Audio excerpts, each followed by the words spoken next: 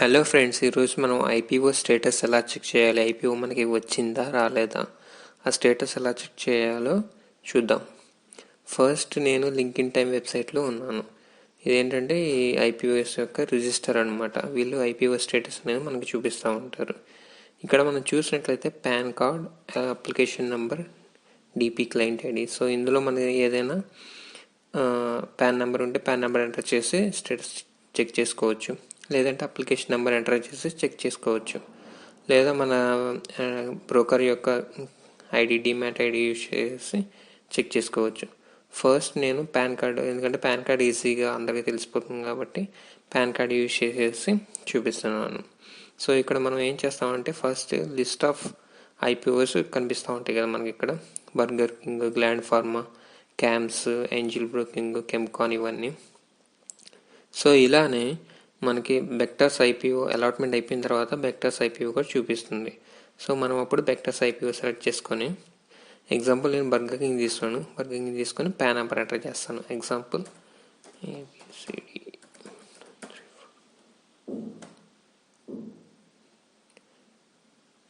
ఒక pan number enter చేశాను.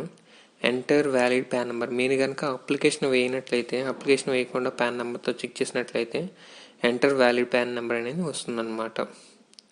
So ఇక్కడ ఏం చేస్తారంటే మనం అప్లికేషన్ ఎగ్జాక్ట్ పాన్ నెంబర్ అనేది ఎంటర్ చేస్తాం అన్నమాట.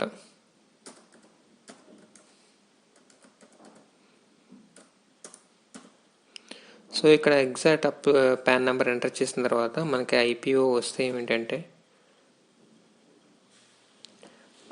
వస్తే ఇలా చూపిస్తుంది అనమాట. మీ నేమ్, అప్లికెంట్స్ నేమ్ చూపిస్తుంది. కింద సెక్యూరిటీస్ అప్లైడ్ అంటే మనం ఎన్ని షేర్స్ అనేది అప్లై చేసాము, సెక్యూరిటీస్ అలాటెడ్ అంటే ఎన్ని షేర్స్ అలాట్ అయినాయి అని చూపిస్తుంది అనమాట. ఎగ్జాంపుల్ నేను 2 లాట్స్ అప్లై చేసినట్లయితే ఇక్కడ 98 అనేది చూపిస్తుంది. ఇక్కడ మనకు 1 లాట్ అలాట్ అయినట్టయితే మనకు 49 అని చూపిస్తుంది అనమాట. సో లాట్ బేస్డ్ అయితే మనకు అలా చూపిస్తుంది. నేను 1 లాట్ అప్లై చేశాను కాబట్టి 1 లాట్ అప్లైడ్ 49 షేర్స్. ఇది ఏంజిల్ బ్రోకింగ్ చూపిస్తున్నాను. నెక్స్ట్ 49 అలాట్ అయిపోయింది, అంటే నాకు ఐపీఓ అనేది అలాట్ అయిపోయింది అనమాట. నెక్స్ట్ అమౌంట్ ఎంత కట్ అయిందంటే 14,994 అనేది కట్ అయిపోయింది అనమాట. సో నాకు ఏంజిల్ బ్రోకింగ్ అలాట్ అయిపోయింది కాబట్టి ఇలా చూపిస్తుంది అనమాట. నెక్స్ట్ అది అలాట్ కానప్పుడు ఎలా చూపిస్తుందంటే, అప్లికేషన్ అలాట్ కానప్పుడు నేను 250 ఇది బర్గర్ కింగ్ ఐపీఓ వేసాను అనమాట. బర్గర్ కింగ్ ఐపీఓ నాకు అలాట్ అవ్వలేదు. సో ఇక్కడ సెక్యూరిటీస్ అప్లైడ్ 250 అని చూపిస్తుంది. సెక్యూరిటీస్ అలాటెడ్ ఎంత చూపిస్తుంది, 0 చూపిస్తుంది. అంటే ఏంటంటే నాకు అలాట్ అవ్వలేదు, ఆ ఐపీఓ అనేది నాకు అలాట్ అవ్వలేదు. నెక్స్ట్ అమౌంట్ అడ్జస్టెడ్, అమౌంట్ అనేది ఏమీ కట్ అవ్వలేదు అనమాట. So cut off price 60 price అనేది చూపిస్తుంది. ఇది ఏంటంటే మనం అప్లై చేసేటప్పుడు మనం సెలెక్ట్ చేస్తాం కదా, ఆ కట్ ఆఫ్ ప్రైస్ ఎంత అనేది ఇక్కడ చూపిస్తుంది. ఇక్కడ అమౌంట్ అడ్జస్టెడ్ 0 కాబట్టి సో ఐపీఓ అనేది నాకు అలాట్ అవ్వలేదు. నెక్స్ట్ మనం సేమ్ దానిలాగా అప్లికేషన్ నెంబర్ యూజ్ చేసేసి మన అప్లికేషన్ నెంబర్ మనకి సెక్యూరిటీస్ ఎక్స్చేంజెస్ అనేవి మనకు పంపిస్తాయి. ఆ అప్లికేషన్ నెంబర్ యూజ్ చేసి కూడా చెక్ చేసుకోవచ్చు. మోస్ట్లీ ఏంటంటే మనం అది చెక్ చేసుకోవాలి, టైం పడుతుంది కాబట్టి. సో పాన్ నెంబర్ యూజ్ చేసేసి మనం చెక్ చేసుకోవచ్చు. లేదంటే డిమాట్ అకౌంట్ ఐడి ఉంటే మీది demat account ID, demat ID number ఉంటుంది కదా, 16 డిజిట్ నెంబర్, ఆ 16 డిజిట్ నెంబర్ ఎంటర్ చేసేసి చెక్ చేసుకోవచ్చు అనమాట. ఎంటర్ వ్యాలిడ్ డిపిఐడి అంట, ఇన్వాలిడ్ అయితే ఇన్వాలిడ్ అలా చూపిస్తుంది. నెక్స్ట్ మనకి రీఫండ్ అనేది ఎప్పుడు అవుతుంది, ఆ టెంటేటివ్ డేట్స్ అనేది మనం చూద్దాం. ఇక్కడ మనం చూసినట్టయితే IPO date 15th, 17th. Next allotment అనేది ఈరోజు అనమాట, December 22nd. ఈరోజు అలాట్మెంట్ జరుగుతుంది. సో అలాట్మెంట్ స్టేటస్ అనేది మనకు రేపు తెలుస్తుంది అనమాట. సో రీఫండ్స్ అనేవి మనకు రేపు అవుతుంది. ఏదైతే అమౌంట్ బ్లాక్ అయిందో ఆ అమౌంట్ మొత్తం రీఫండ్ అవుతుంది అనమాట. ఒక అలాట్మెంట్ అవ్వకపోతే, అలాట్మెంట్ అయితే ఆ అమౌంట్ అనేది డిడక్ట్ అయిపోతుంది. సో ఇలాగైనా మీరు చెక్ చేసుకోవచ్చు. డైరెక్ట్గా ఇలా వచ్చి వెబ్సైట్లో లింక్డ్ఇన్ టైంలో చెక్ చేసుకునే పని లేకుండా మన నెట్ బ్యాంకింగ్లో లాగిన్ అయ్యి మన అమౌంట్ బ్లాక్ అయిందా అన్బ్లాక్ అయిందా అని చెక్ చేసుకోవచ్చు. ఒకవేళ అన్బ్లాక్ అయితే ఏంటంటే మనకి డైరెక్ట్గా అలాట్మెంట్ అనేది జరగలేదని మనం కన్ఫర్మ్ చేసుకోవచ్చు. నెక్స్ట్ షేర్స్ అనేది ఎప్పుడు క్రియేట్ అవుతాయి, 24th అనేది మనకి ఆ షేర్స్ అనేవి క్రియేట్ అవుతాయి. లిస్టింగ్ వచ్చేసరికి December 28th. మీరు నెట్ బ్యాంకింగ్ ద్వారా అప్లై చేసినట్లయితే మీకు December 23rd కల్లా అన్బ్లాక్ అయిపోతుంది. అమౌంట్ ఏదైతే బ్లాక్లో ఉందో అన్బ్లాక్ అయిపోతుంది. బట్ యూపీఐ నుంచి చేసినప్పుడు ఏంటంటే కొన్నిసార్లు ఇమీడియట్గా అయిపోతుంది, కొన్నిసార్లు ఏంటంటే టైం పడుతుంది అనమాట. కొన్నిసార్లు ఏంటంటే టైం పడుతుంది. నెక్స్ట్ ఒకవేళ అయిపోయిన తర్వాత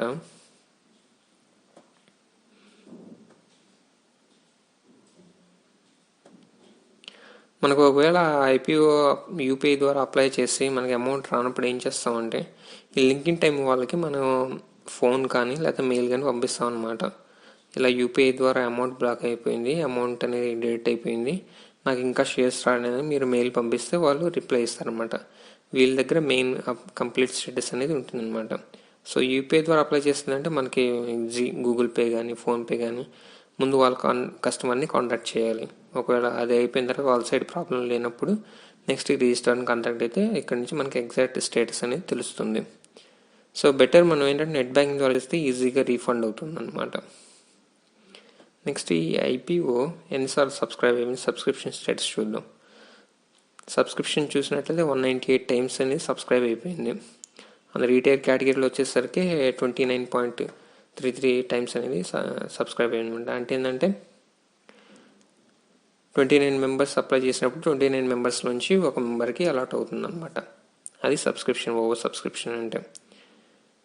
ఇది 198 టైమ్స్ సబ్స్క్రైబ్ అయిపోయింది కాబట్టి కొంత టైం అనేది పడుతుంది అనమాట అలాట్మెంట్ రావడానికి. సో మేబీ ఈరోజు నైట్ 11 o'clock కానీ లేదా రేపు మార్నింగ్ 10 కానీ లేకపోతే రేపు ఆఫ్టర్నూన్ 2 o'clock 1 o'clock ఆ టైంలో మనకి అలాట్మెంట్ అనేది వస్తుంది అనమాట. అలాట్మెంట్ వచ్చినప్పుడు మనం అక్కడ డైరెక్ట్గా చెక్ చేసుకోవచ్చు. కరెంట్ దీని గ్రే మార్కెట్ ప్రీమియం వచ్చేసరికి 230 రూపీస్ అనేది నడుస్తుంది అనమాట.